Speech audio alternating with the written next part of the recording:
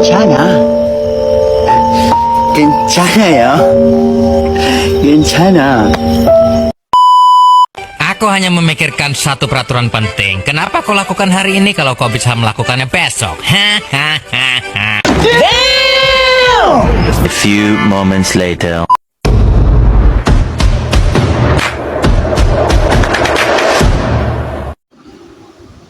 Assalamualaikum warahmatullahi wabarakatuh. Perkenalkan, nama saya Ainur Rahmah. Saya dari Fakultas Agama Islam, Program Studi Pendidikan Agama Islam, Universitas Islam Sultan Agung Semarang. Di sini, saya akan mempresentasikan sejarah pendidikan Islam pada masa Kekhalifahan Abbasiyah. Guna memenuhi tugas ujian tengah semester mata kuliah Sejarah Pendidikan Islam dengan dosen pengampu Muhammad Farhan, SPDI, Shum, MPDI.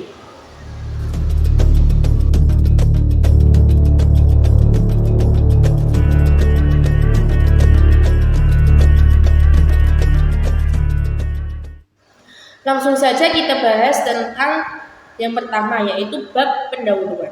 Pendahuluan terbagi menjadi 4, yaitu latar belakang, rumusan masalah, tujuan pembahasan, dan manfaat penulisan.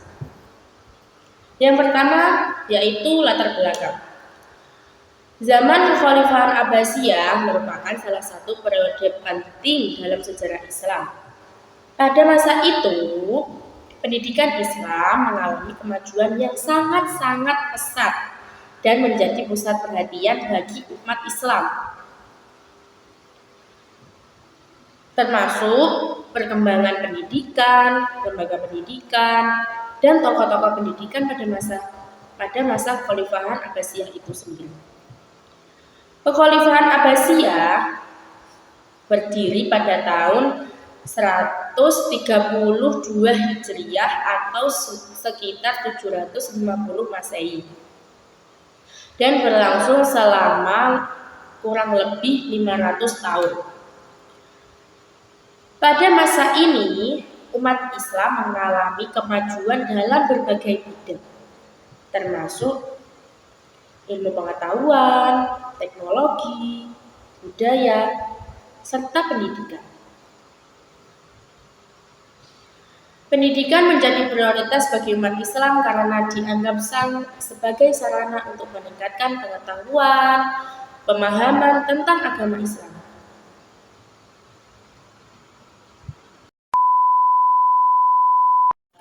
Yang kedua, yaitu rumusan masalah.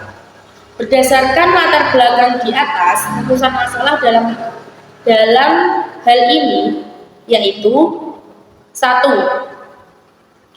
Bagaimana perkembangan pendidikan Islam pada zaman Kekhalifahan Abbasiyah? 2.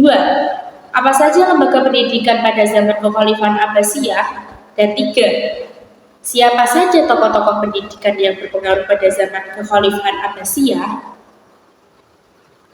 Yang ketiga, yaitu tujuan pembahasan. Tujuan pembahasan yaitu untuk mengetahui perkembangan pendidikan Islam pada zaman Kekhalifahan Abbasiyah. Untuk mengetahui lembaga-lembaga pendidikan pada zaman Kekhalifahan Abbasiyah, untuk mengetahui tokoh-tokoh pendidikan yang berpengaruh pada Kekhalifahan Abbasiyah. Jadi, mari kita simak materi ini dengan seksama ya. Yang keempat, yaitu manfaat penulisan. Manfaat penulisan pada presentasi kali ini yaitu memberikan pengetahuan tentang sejarah pendidikan Islam pada zaman Kekhalifahan Abbasiyah, meningkatkan pemahaman tentang lembaga-lembaga pendidikan yang pada zaman Kekhalifahan Abbasiyah, dan mengenal tokoh-tokoh pendidikan yang berpengaruh pada zaman Kekhalifahan Abbasiyah. Demikian bab 1 yang kita telah kita lewati. A few moments later. Baik, kita akan melanjutkan tentang pembahasan yang kedua, yaitu bab tentang pembahasan. Pembahasan kali ini kita akan mengambil topik tentang perkembangan pendidikan pada zaman Abbasiyah. Pada zaman Abbasiyah, pendidikan mengalami kemajuan besar. Berikut beberapa faktor yang mempengaruhi perkembangan pendidikan pada masa itu. 1. Pendiri lembaga pendidikan. Pada masa Abbasiyah didirikan sebagai lembaga pendidikan seperti madrasah, universitas, dan perpustakaan. Lembaga-lembaga ini menjadi pusat pembelajaran dan penelitian bagi umat Islam. Yang kedua, pengembangan kurikulum. Kurikulum pendidikan pada zaman Abbasiyah meliputi berbagai bidang seperti agama, bahasa Arab, matematika, ilmu pengetahuan, atau masih banyak lagi. Yang ketiga yaitu tokoh-tokoh pendidikan. Pada masa Abbasiyah terdapat banyak tokoh pendidikan yang berpengaruh seperti Al-Khawarizmi, Ibnu Sina, Al-Ghazali, dan masih banyak lagi. Yang kedua yaitu lembaga pendidikan pada zaman Abbasiyah. Berikut beberapa lembaga pendidikan yang terkenal pada zaman Abbasiyah. 1. Baitul Hikmah. Baitul Hikmah adalah perpustakaan dan pusat penelitian yang didirikan oleh Khalifah Al-Ma'mun pada tahun 830 Masehi. Lembaga ini menjadi pusat pembelajaran dan penelitian bagi umat Islam. Yang kedua, Madrasah Nizamiyah. Madrasah Nizamiyah adalah lembaga pendidikan Islam yang didirikan oleh Nizam al-Mulk pada tahun 1665 Masehi.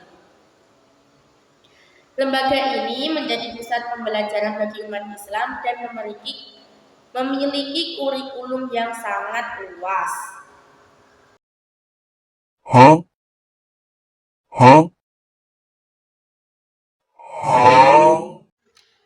Yang ketiga adalah tokoh-tokoh pendidikan pada zaman Abbasiyah. Siapa saja sih tokoh-tokoh yang ada pada zaman Abbasiyah itu atau yang berpengaruh pada zaman Abbasiyah itu? Nah, di sini saya akan menjelaskan tentang 3 tokoh yang sangat berpengaruh dalam masa kekhalifahan Abbasiyah, yaitu 1. Al-Khawarizmi. Al-Khawarizmi itu adalah seorang matematikawan dan astronom yang terkenal pada masa Abbasiyah. Ia menulis buku tentang aljabar dan algoritma. Selain itu, Al-Khawarizmi dikenal sebagai bapak aljabar dan salah satu ilmuwan yang paling berpengaruh dalam perkembangan matematika dan astronomi. Karyanya Al-Jahr wa Al-Muqabalah menjadi dasar perkembangan ilmu matematika modern dan diajarkan di berbagai lembaga pendidikan Islam maupun Eropa selama berabad-abad. Selain karyanya dalam matematika, ia turut berperan dalam pengembangan ilmu geografi dan astronomi melalui penyusunan tabel astronomis dan peta dunia yang membantu proses pembelajaran ilmiah di sekolah-sekolah Abbasiyah. Oh my God! Yang kedua ada Ibnu Sina. Pasti kalian nggak familiar kan yang namanya Ibnu Sina? Pasti kalian udah paham kan ya yang namanya Ibnu Sina itu siapa? Ya, Ibnu Sina itu merupakan salah satu ilmuwan paling berpengaruh dalam bidang kedokteran, filsafat, dan pendidikan. Karyanya Al-Qanun fi At-Tibb menjadi rujukan standar dalam pendidikan kedokteran selama berabad-abad. Dalam bidang pendidikan, Ibnu Sina menekankan pentingnya kurikulum yang disesuaikan dengan perkembangan usia peserta didik dan metode pengajaran yang menggabungkan teori dengan praktek. Pemikirannya turut membentuk struktur pendidikan di sekolah-sekolah Abbasiyah, terutama dalam bidang sains dan kedokteran. Yang ketiga yaitu Al-Ghazali. Al-Ghazali dikenal sebagai tokoh yang menggabungkan filsafat, teologi, pendidikan, dan pendidikan.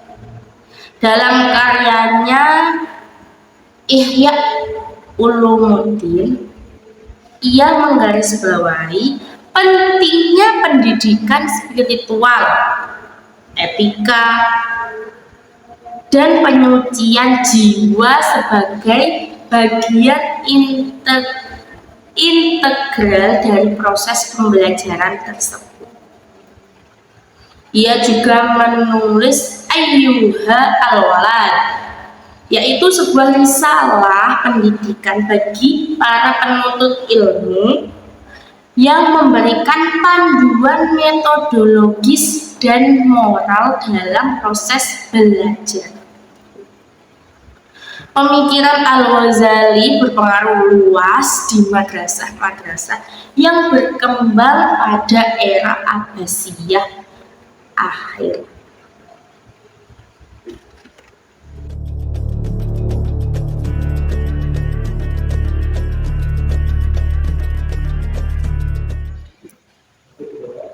Dan yang terakhir yaitu bab ketiga, yaitu penutup. Yang pertama yaitu kesimpulan. Dari semua tadi yang saya terangkan di depan, saya mengambil kesimpulan bahwasanya pendidikan Islam pada zaman Khalifah Abbasiyah mengalami kemajuan yang sangat pesat dan menjadi pusat perhatian bagi umat Islam. Lembaga-lembaga pendidikan seperti madrasah, universitas, dan didirikannya untuk meningkatkan pengetahuan dan pemahaman tentang agama.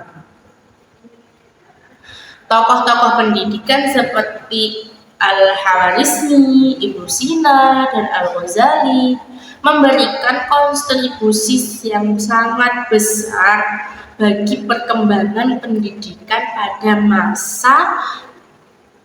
masa Khalifah Abbasiyah itu.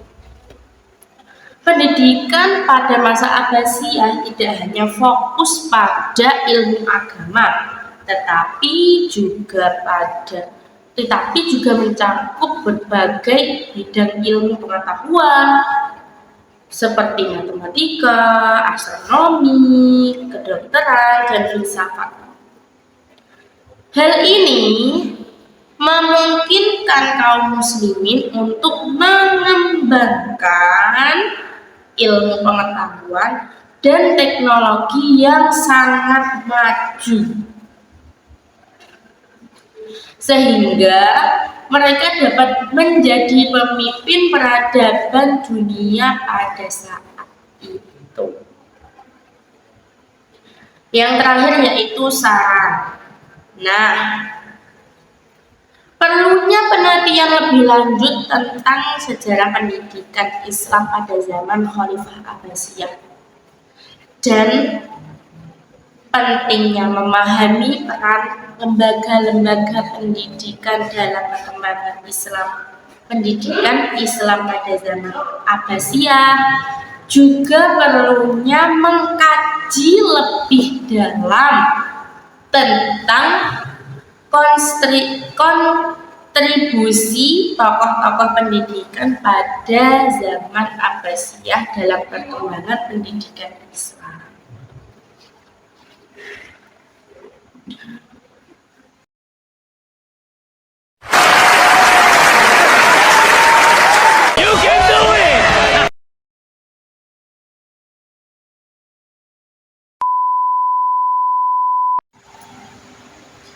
Demikianlah presentasi saya tentang sejarah pendidikan Islam pada zaman Khalifah Abbasiyah. Saya harap presentasi ini dapat memberikan wawasan dan pengetahuan baru bagi kita semua. Saya ingin mengakhiri presentasi ini dengan sebuah kutipan dari Imam Al-Ghazali, yaitu ilmu pengetahuan adalah cahaya yang menerangi hati dan jiwa. Semoga kita semua dapat menjadi cahaya bagi orang lain dan dapat menerangi dunia dengan ilmu pengetahuan dan kebijaksanaan.